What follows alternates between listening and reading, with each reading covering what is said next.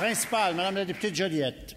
Merci, Monsieur le Président. Alors qu'elle venait tout juste d'être nommée, la ministre de la Culture déclarait dans une entrevue « Je vais me battre pour les sous et pour tous les créateurs. Ce n'est pas vrai que la culture va prendre le bord. » Eh bien, à peine quelques semaines après cette déclaration, le budget nous annonce des coupes paramétriques de 20 dans tous les crédits d'impôt, y compris donc dans tous ceux du milieu de la culture, principal levier pourtant structurant de la production culturelle.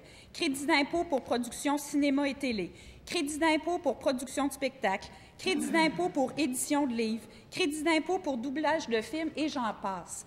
85 millions de moins, et ce, sans aucune étude d'impact telle que l'a admis le ministre des Finances hier. Comment la ministre de la Culture peut-elle cautionner la décision de son collègue?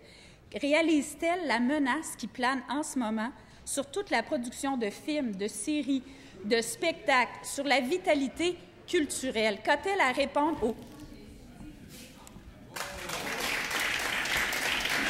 Madame la ministre de la Culture. Alors, je vais presque dire que je remercie ma collègue, la députée de Joliette, de poser ces questions-là parce qu'enfin, ça va me donner l'occasion, je m'excuse de mon absence d'hier d'ailleurs, de vous rappeler les extraordinaires bonnes nouvelles que nous avons pour la culture.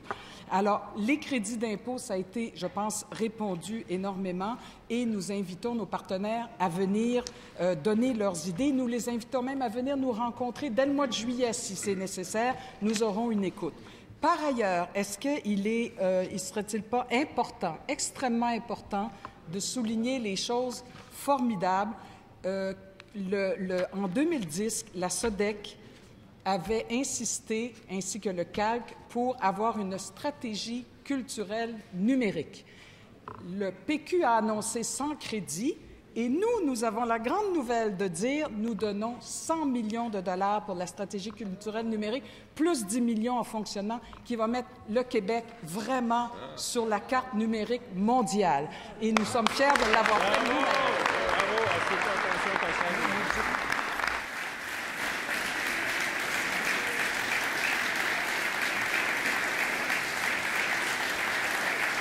Première complémentaire, Madame la députée de Joliette. En principal, Monsieur le Président.